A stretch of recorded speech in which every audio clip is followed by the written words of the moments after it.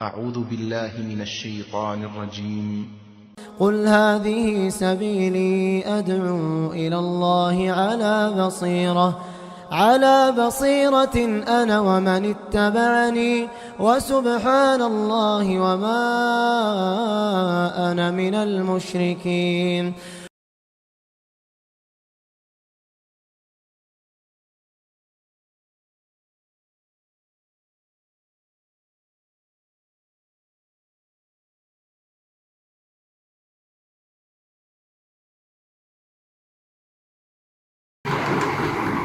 إن الحمد لله نحمده ونستعينه ونستغفره ونؤمن به ونتوكل عليه ونعوذ بالله من شرور أنفسنا ومن سيئات أعمالنا.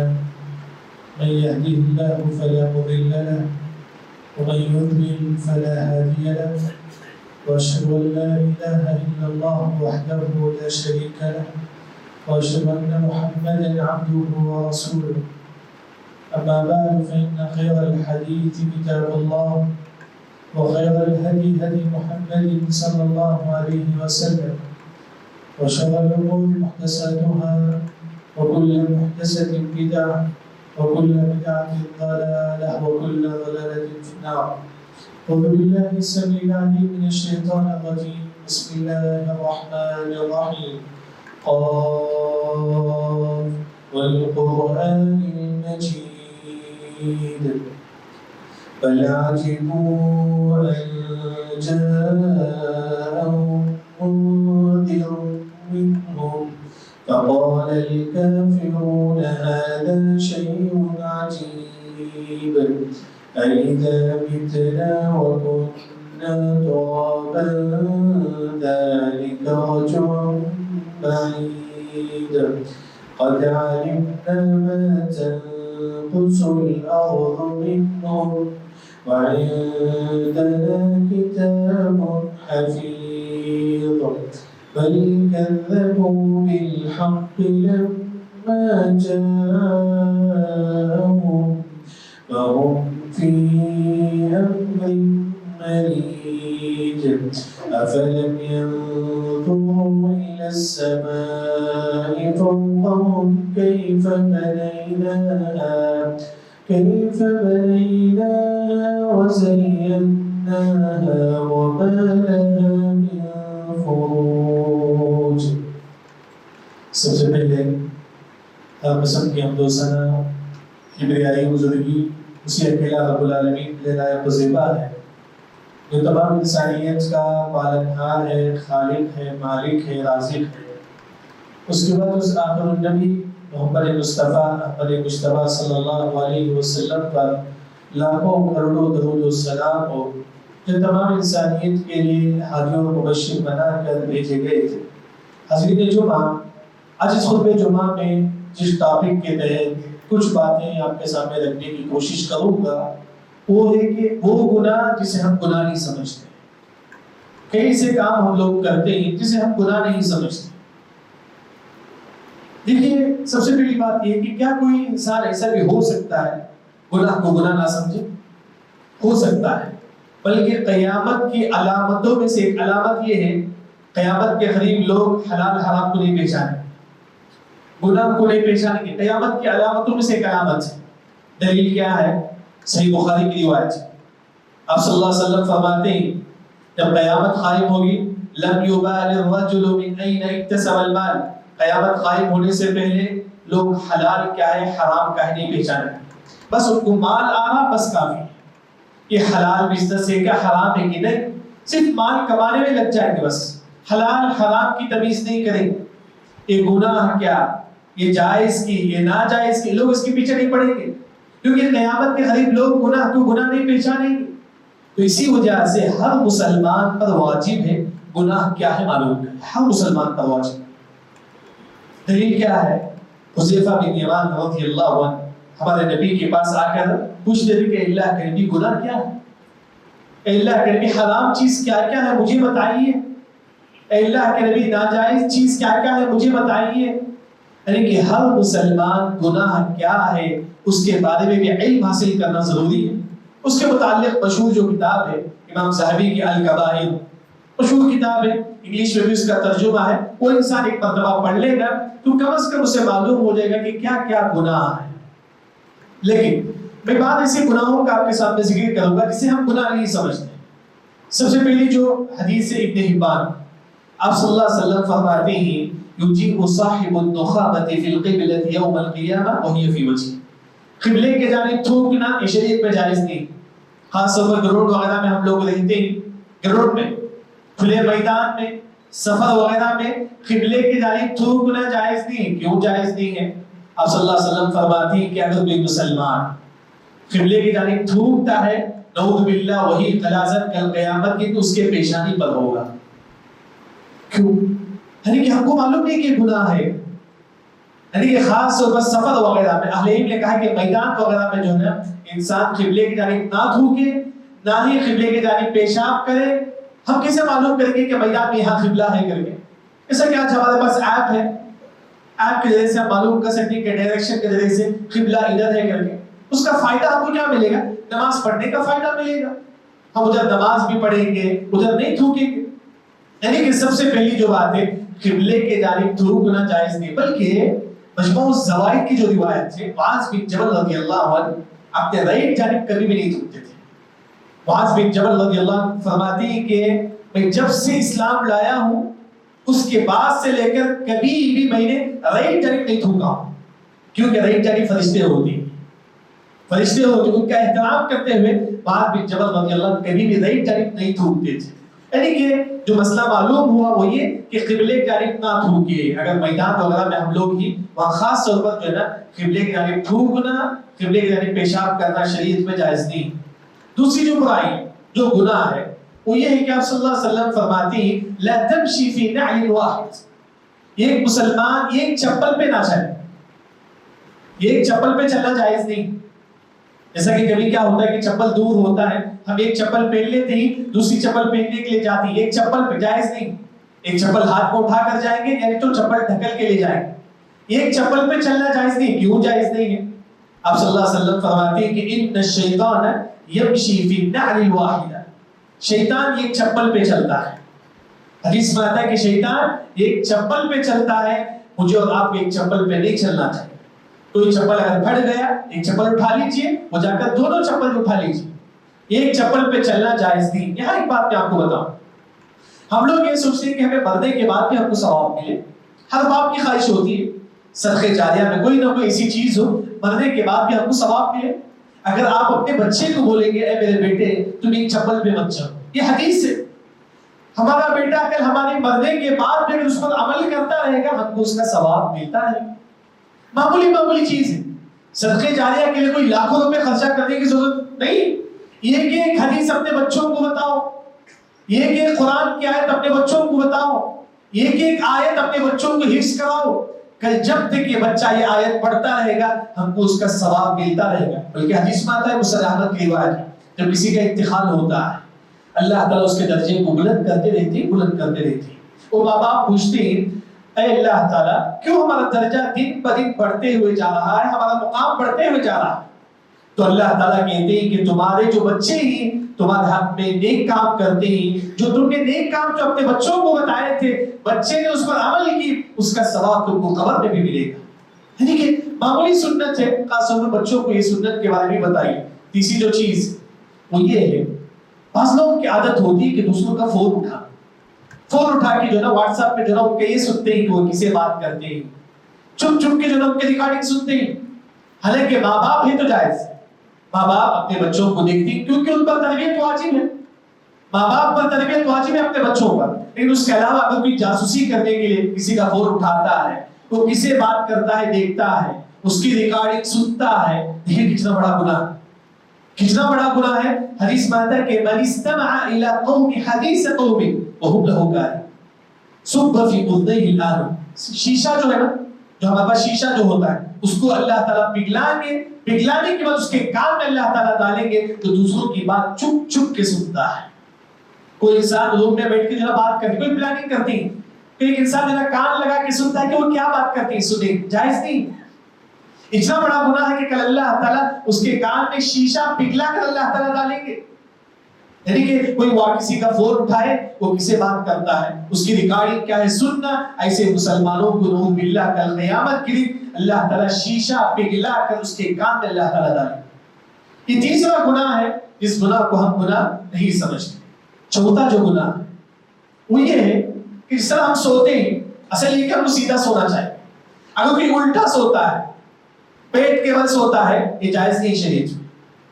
پیٹ کے بل سونا شریعت میں جائز نہیں ہے. کیوں جائز نہیں ہے؟ اس کے متعلق دو حدیث یعنی کہ الٹا سونا یہ جائز نہیں ہے. کیوں؟ سب سے پہلی حدیث سے ابن ماجہ ہے. آپ صلی اللہ علیہ وسلم فرماتی ہیں زجعت اہل النار, جہنمی لوگ ایسا سوتے ہیں, نعوذ باللہ. جو جہنم میں داخل ہوں گے وہ لوگ ایسا سو گے, نعوذ باللہ. یعنی کہ الٹا سونا شریعت میں جائز نہیں.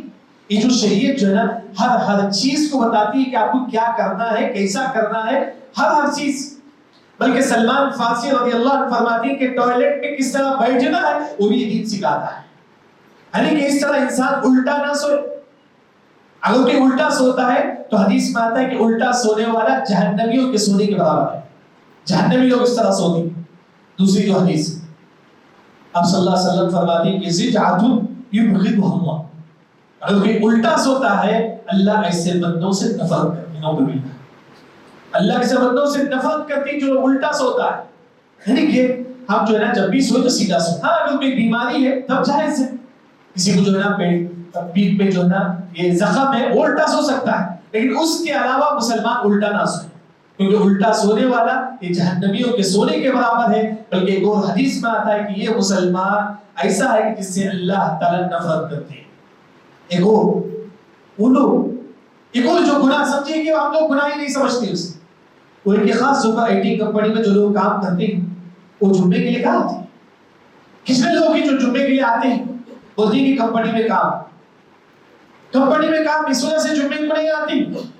دیکھیے ایک حدیث آپ کو سنا تھا, اگر کوئی مسلمان 3 جمعہ چھوڑتا ہے, من ترک 3 جمعہ, اگر کوئی مسلمان 3 جمعہ چھوڑتا ہے تہاون, یعنی کہ اگر بیمار ہے تو جائز ہے, کوئی عذر ہے تو جائز ہے. یہ کمپنی کوئی عذر نہیں ہے, یہ کمپنی کوئی آپ کے لیے بیماری نہیں ہے. یعنی کہ ایسی کمپنی میں آپ جاب کرتے ہیں جہاں آپ کو معلوم ہے کہ جمعے کے لیے نہیں چھوڑا جاتا ہے, ایسے کمپنی میں نہ جائے. اگر کوئی مسلمان 3 جمعہ چھوڑ دیتا ہے فطبع اللہ علی قلبہ, اللہ اس کے دلوں پر مہر لگا دیتے ہیں. کیا مطلب ہے مہر لگانے کا؟ اس کے دلوں پر مہر لگانے کا مطلب یہ ہے اس کے بعد اسے اچھائی نظر نہیں آئے گی, اس کے بعد اس کے دل میں کوئی خیر کی بات نہیں آئے گی, اس کے بعد اس کے دل میں کوئی دین کی باتیں نہیں آئے گی. یعنی کہ کتنے سے لوگ ہی جو نا جمعے کے دن بولتے ہیں نہیں آئی ٹی کمپنی میں آپ کو نہیں چھوڑتی. آپ ایسے کمپنی کو چاہیے آپ جہاں آپ کے لیے دین کے لیے بھی راستہ ہو. یعنی کہ انسان ایسی کمپنی میں جاب کرے جہاں اسے جمعہ کے لیے چھوڑا جاتا ہو, بلکہ نماز انسان پر واجب ہے. اگر کوئی 3 جمعہ چھوڑتا ہے ایسے لوگوں کے دلوں پر اللہ تعالیٰ پہر لگا دیتی ہے. اس کے بعد وہ حق اور باطل کی تمیز کرنے کی صلاحیت ختم ہو جاتی ہے. اس کے بعد وہ حق اور جھوٹ صحیح غلط کیا ہے وہ نہیں پہچان سکتا. کیوں؟ کیونکہ اس کے دل پر اللہ تعالیٰ مہر لگا دیتی ہے. اسی طرح ایک اور جو گناہ ہے, سمجھو کہ وہ گناہ ہم سمجھتے ہیں بلکہ فیشن سمجھتے ہیں, وہ ہے کہ ٹخنے سے نیچے کپڑا. فیشن سمجھتے ہیں ہم لوگ آج. بلکہ اس کے متعلق اگر آپ احادیث دیکھیں گے, اگر کوئی مسلمان ٹخنے سے نیچے کپڑا چھوڑتا ہے, سب سے پہلی جو وعید ہے آپ صلی اللہ علیہ وسلم فرماتے ہیں کہ ما اسفل من الكعبین من الازار ففی النار, جتنا آپ کا کپڑا ٹخنے سے نیچے ہوگا اتنا حصہ کا نعوذ باللہ نار جہنم میں داخل ہوگا. پہلی جو حدیث, اگر ٹخنے کے نیچے کپڑا رکھیں گے تو انسان کہاں داخل ہوگا؟ جہنم. یہ پہلی وعید. یعنی کہ آج ہم فیشن سمجھتے ہیں ٹخنے سے نیچے کپڑا چھوڑنا. دوسری جو وعید ہے, اگر کوئی مسلمان ٹخنے سے نیچے کپڑا چھوڑتا ہے لا یکلمہ اللہ, اللہ اس سے بات نہیں کریں گے کل حشر کے میدان میں, اللہ اس سے بات نہیں کریں گے. ولا یزکیہ, اللہ اس بندے کے گناہ معاف نہیں کریں گے جو ٹخنے سے نیچے کپڑا چھوڑتا ہے. ولا ينظر الیہ, اللہ تعالیٰ اس کی طرف دیکھیں گے بھی نہیں جو ٹخنے سے نیچے کپڑا چھوڑتا ہے. یعنی کہ اگر کوئی مسلمان ٹخنے سے نیچے کپڑا چھوڑتا ہے اللہ اسے بات بھی نہیں کریں گے, اللہ اس کو دیکھیں گے بھی نہیں, اللہ اس کے گناہوں کو بھی معاف نہیں کریں گے. اتنا ہی نہیں بلکہ اس دنیا میں جو مسلمان ٹخنے سے نیچے کپڑا چھوڑتا ہے اس کے لیے دو وعید. پہلی جو حدیث سے آپ صلی اللہ علیہ وسلم فرماتے ہیں ان اللہ لا يحب المخیلہ، اللہ ایسے بندوں سے نفرت کرتے ہیں جو ٹخنے سے نیچے کپڑا چھوڑتا ہے. آج ہم گناہ کو گناہ نہیں سمجھتے. ٹخنے سے نیچے کپڑا چھوڑنے والا، میں ایک حدیث آپ کے سامنے سناتا ہوں، یہ حدیث بخاری میں. دیکھیں کہ بعض عذاب ایسے اسی دنیا میں اللہ تعالیٰ دے سکتے ہیں. بعض گناہوں کے عذاب اللہ تعالیٰ اسی دنیا میں دیں گے. ان میں سے ایک ٹخنے سے نیچے کپڑا چھوڑنے والا. صحیح بخاری کی روایت میں آپ صلی اللہ علیہ وسلم فرماتے ہیں ایک انسان چل رہا تھا، ٹخنے سے نیچے کپڑا رکھ کے جا رہا تھا. حدیث میں آتا ہے کہ فَهُوَ يَتَجَلْجَلُ إِلَى يَوْمِ الْقِيَامَةِ، اللہ نے اس کو اسی وقت زمین میں دھسا دیا. اللہ نے اس کو اسی وقت زمین میں دھسا دیا. قیامت تک زمین میں دھستا رہے گا، اندر جاتا رہے گا، جاتا رہے گا، جاتا رہے گا. جو انسان ٹخنے سے نیچے کپڑا چھوڑتا ہے. آج ہم سمجھو کہ ایک معمولی چیز ہم سمجھتے ہیں، حرام ہے، حرام ہے کپڑے سے ٹخنے سے نیچے چھوڑنا کپڑا، یہ گناہ ہے. ہم سے گناہ ہی نہیں سمجھتے. اسی طرح ایک اور وہ گناہ جسے ہم گناہ نہیں سمجھتے وہ یہ ہے کہ ہر انسان سے گناہ ہوتا ہے. جو میں بھی گناہ کرتا ہوں، ہر انسان گناہ کرتا ہے. جیسا کہ حدیث میں آتا ہے کل بنی آدم خطا، ہر انسان سے گناہ ہوتی ہے. لیکن کمال کیا ہے؟ دیکھیں یہاں ایک جو گناہ ہے جسے ہم معلوم نہیں کہ وہ گناہ، ایک انسان ہفتے کے دن گناہ کرتا ہے، لیکن اہل علم کے پاس گناہ کے فوری توبہ کرنا واجب ہے. ہم سے گناہ ہو گیا ہفتے کے دن، اسی کے فوری توبہ کریں گے. گناہ کے بعد فوری توبہ کرنا واجب ہے. لیکن ایک انسان ہفتے کے دن گناہ کرتا ہے، توبہ نہیں کرتا ہے، اتوار بھی چل جاتا ہے، پھر پیر بھی، پھر منگل کو توبہ کرتا ہے اللہ تعالیٰ میرے گناہوں کو معاف فرما. اس کے لیے دو گناہ، یہ گناہ کرنے کا گناہ ہے، دوسرا گناہ کے بعد توبہ نہ کرنے کا بھی گناہ ہے. جو مسلمان گناہ کے بعد توبہ نہیں کرتا اس کے لیے ڈبل گناہ ہے. کیونکہ اللہ نے فرمایا کہ وَمَن لَّمْ يَتُبْ فَأُولَٰئِكَ هُمُ الظَّالِمُونَ، جو توبہ نہیں کرے گا اس کا شمار اللہ تعالیٰ ظالموں میں کرے. گناہ کے بعد فوری توبہ کرنا واجب ہے. ہم گناہ کرتے ہیں اس کے بعد توبہ نہیں کرتے، یعنی کہ گناہ ہو جائے اسی وقت پڑھو استغفر اللہ. بلکہ کعب رضی اللہ عنہ کے بارے میں آتا ہے کہ اگر ان سے کوئی جھوٹ ہو جاتی اس کے فوری وہ کیا کرتے تھے؟ صدقہ کرتے تھے. 10 روپے 100 یعنی اپنی حیثیت کے مطابق گناہ کے فوری صدقہ کرو. یعنی کہ گناہ کے بعد اگر توبہ نہیں کریں گے، توبہ نہ کرنا بھی گناہ ہے. اسی وجہ سے گناہ کے فوری توبہ کرے. اگر کوئی گناہ کر کے 3 دن کے بعد توبہ کرتا ہے اسے 2 گناہ پر توبہ کرنا پڑے گا. ایک اس کے گناہ پر، دوسرا لیٹ توبہ کی وجہ سے، تاخیر سے توبہ کرنے کی وجہ سے 2 گناہ پر جو ہے اس کو توبہ کرنا پڑے گا. اسی طرح ایک اور جو گناہ ہے جسے ہم گناہ نہیں سمجھتے بلکہ آج فیشن سمجھ کے جو نا چلتے ہیں، وہ ہے کہ داڑھی کٹ کرنا. داڑھی کٹ کرنا شریعت میں جائز نہیں بلکہ حرام ہے، حرام ہے، حرام یاد ہے. حدیث میں ہم سب فرماتے ہیں کہ اعفاء اللحیہ، داڑھی کو چھوڑو، داڑھی کو کٹ مت کرو. حرام ہے داڑھی کٹ کرنا، شریعت میں جائز نہیں. ہم جو آج سے گناہ کو گناہ نہیں سمجھتے. گناہ دیکھیے موت کبھی بھی آ سکتی ہے، موت کبھی بھی آ سکتی ہے. آپ کو ایک واقعہ سناتا ہوں. سعودی عرب کے جو مفتی شیخ ابن عثیمین رحمہ اللہ، ان کو آخری عمر میں کینسر کی بیماری ہو گئی تھی. ڈاکٹروں نے کہا کہ آپ کی داڑھی کٹ کرنا ہے. وقت کے بڑے مفتی، وقت کے بڑے عالم شیخ ابن عثیمین رحمہ اللہ، آخری لمحہ تھا. ڈاکٹر نے کہا کہ دیکھیے آپ کو کینسر کی بیماری ہے، آپ کو داڑھی کٹ کرنا ہے.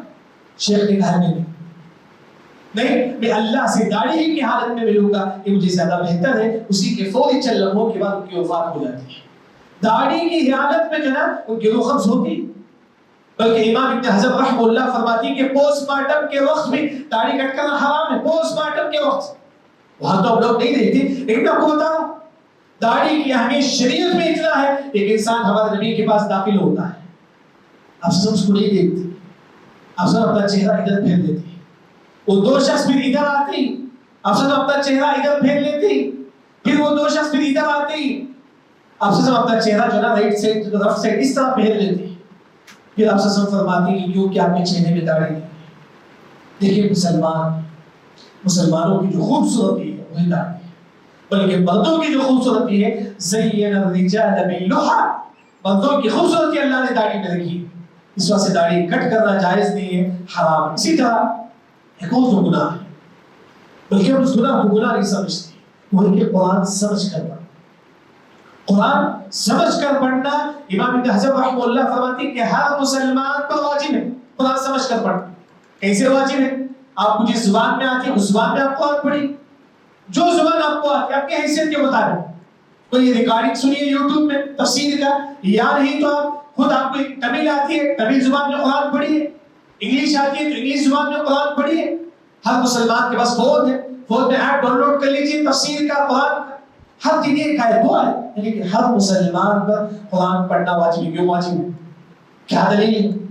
آپ دیکھیں گے پارہ نمبر 29 سورہ فرقان آیت نمبر 30، آپ اٹھا کر دیکھ لیجیے۔ کل ہمارے نبی محمد مصطفیٰ صلی اللہ علیہ وسلم اللہ کے پاس آئیں گے، آ کر کہیں گے کہ وقال الرسول یا رب، اے رب یہ میری قوم ہے، هذا القرآن مہجورا، یہ میری قوم ہے جو قرآن سمجھ کر نہیں پڑھتی ہے۔ ہم یہ امید رکھتے ہیں کہ ہمارے نبی ہمارے حق میں سفارش کریں گے، وہی نبی کل ہمارے حق میں ہمارے خلاف گواہی دیں گے جو مسلمان قرآن سمجھ کر نہیں پڑھتا ہے۔ یہ قرآن صرف علماء کے لیے نہیں، یہ قرآن ہر مسلمان اس کو پڑھنا واجب ہے، ہر مسلمان اسے قرآن پڑھے گا۔ بلکہ امام قرطبی، امام ابن عطیہ، بلکہ کئی مفسرین نے کہا کہ قرآن سمجھ کر پڑھنا واجب ہے۔ واجب کا مطلب یہ کہ آپ اپنی حیثیت کے مطابق ہر دن 2 آیت 3 آیت 4 آیت، اگر آپ کو پڑھنے نہیں آتا ہے کسی عالم کے بعد آپ جا کر بیٹھ کر پڑھیے۔ یعنی کہ انسان جو ہے نا علم حاصل کرنے کے لیے جس طرح فقیر بھیک مانگتا ہے، 1 روپے 2 روپے آ کے ہمارے پاس بھیک مانگتا ہے، اس طرح علم کے لیے بھیک مانگے۔ اللہ نے کہا کہ وَأَمَّا السَّائِلَ فَلَا تَنْهَرْ، مفسرین نے کہا جس طرح فقیر بھیک مانگتا ہے اس طرح علم کے لیے ہم عالم کے گھر کے بعد جا کے بھیک مانگیں۔ امام احمد بن حنبل رحمہ اللہ وقت کی بات، بہت بڑے امام کونیہ کا مالکی مسلک، پوری دنیا میں مشہور ہے۔ انہوں نے عبداللہ بن عمر رضی اللہ عنہ کے جو غلام نافع ان کے گھر کے دروازے کے پاس بیٹھتے ہیں، کیوں؟ ایک حدیث کے لیے، ایک حدیث کے لیے۔ جابر رضی اللہ عنہ ایک حدیث کے لیے 2 مہینہ کا سفر کرتے ہیں۔ یعنی کہ علم حاصل کریں گے، یعنی کہ خاص طور پر تفسیر دین کا علم حاصل کرنا ہر مسلمان پر واجب ہے۔ تو یہ کچھ وہ گناہ ہے جسے ہم گناہ نہیں سمجھتے۔ سب سے پہلی جو بات ہے، خاص طور پر میدان وغیرہ میں خطبے کے قبلے کی جانب تھوکنا شریعت میں جائز نہیں ہے۔ اور دوسری جو بات ہے وہ ایک چپل پہ چلنا، اسے بھی شریعت میں جائز نہیں ہے۔ کیوں؟ کیونکہ شیطان ایک چپل پہ چلتا ہے۔ تیسری جو بات ہے، بعض لوگوں کے واٹس ایپ اٹھا کے سننا، ان کی ریکارڈنگ سننا، یہ بھی شریعت میں جائز نہیں ہے۔ یعنی تو کوئی انسان روم میں بیٹھے کوئی بات کرتی، ہم کان لگا کے سنتے ہیں کہ وہ کیا بات کرتی، نہیں، شریعت میں جائز نہیں ہے۔ اگر کوئی اس طرح سنتا ہے اللہ تعالیٰ اس کے کان میں شیشہ پگھلا کر اللہ تعالیٰ ڈالیں گے۔ چوتھی جو بات ہے وہ یہ کہ پیٹ کے بل سونا، الٹا سونا، یہ بھی شریعت میں جائز نہیں ہے۔ کیوں؟ کیونکہ جہنمی لوگ جو ہے اس طرح سوتے ہیں۔ اسی طرح جو لوگ IT کمپنی میں کام کرتے ہیں وہ لوگ جمعے کی نماز کے لیے بھی نہیں آتے، بولتے ہیں ہمارے پاس کام، یعنی کہ ایسی کمپنی میں آپ انٹر ہو جہاں آپ کے لیے جمعے کے لیے جو ہے انتظام ہو، جمعے کے لیے چھوڑا جاتا ہے، پیسہ تو جتنا رزق ہے اتنا مل کر انسان کو موجود ہے۔ ہمیں سوچتے ہیں کہ اس کمپنی کو اگر ہم چھوڑ دیں گے ہمارے جو ہزاروں پہ ہمارے نقصان ہو جائے۔ حدیث بات ہے کہ ان النفس لن تموت حتى تستكمل رزقها، آپ کا رزق مکمل ہونے کے بعد ہی آپ کی موت آئے گی۔ یہ ایک دانہ بھی جو ہمارے حق میں ہے رزق، وہ کھانے کے بعد ہی ہماری موت آئے گی۔ یعنی کہ انسان اس رزق کے واسطے دین کو چھوڑ دیتا ہے، اور کوئی 3 جمعہ چھوڑتا ہے، بیماری ہے تو کوئی بات نہیں، مسافر ہے تو کوئی بات ہے، اس کے علاوہ جان بوجھ کر کوئی 3 جمعہ چھوڑتا ہے اللہ اس کے دلوں پر مہر لگا دیتے ہیں، اس کے بعد وہ مہر لگا دیتے ہیں، اس کے بعد وہ حق اور باطل کی تمیز کرنے کی صلاحیت اس سے ختم ہو جاتی ہے۔ اسی طرح ایک اور جو گناہ ہے وہ ہے کہ ٹخنے سے نیچے کپڑا چھوڑنے والا، اس کو اللہ تعالیٰ اسی دنیا میں بھی سزا دے سکتی ہے۔ جیسا کہ صحیح بخاری کی روایت ہے، ایک انسان ٹخنے سے نیچے کپڑا رکھ کے چل رہا تھا، اللہ نے اس کو اسی وقت زمین میں دھسا دیا، بلکہ قیامت تک زمین میں دھستا ہوا رہے گا۔ بلکہ ہم اپنے بچوں کو ایسے کپڑے پہنائیں جو ٹخنے سے اوپر ہو، ابھی سے عادت ڈالی، کل چل کر بچہ انشاءاللہ وہ ٹخنے سے اوپر پہنے گا، مرنے کے بعد بھی ہم کو اس کا ثواب ملتا رہے گا۔ اسی طرح ایک اور جو گناہ ہے وہ ہے کہ داڑھی کٹ کرنا، یہ بھی شریعت میں جائز نہیں ہے، حرام ہے۔ اسی طرح कुरान समझ कर ना पढ़ना ये भी जो है ना गुनाह है। इसी बल्कि हर मुसलमान कुरान समझ कर पढ़े। तो भी मुसलमान कुरान समझ कर नहीं पढ़ता, कल हमारे नबी हमारे खिलाफ कल अल्लाह ताला के पास आके गवाही देंगे, कहेंगे कि अल्लाह ताला ये मेरी कौम है जो कुरान समझ कर नहीं पढ़ती है। अल्लाह रब्बुल इज्जत से दुआ है अल्लाह ताला तमाम को सही समझ कर अमल करने की तौफीक अता फरमाए। बारकल्लाहु लना व लकुम फिल कुरानिल मजीद व रफ़अनी व इय्याकुम बिमा फीहि मिनल आयाति व ज़िक्रिल हकीम। अक़ूलु क़ौली हाज़ा व अस्तग़फिरुल्लाह अल्लज़ी व लकुम व लिसाइरिल मुस्लिमीन अजमईन।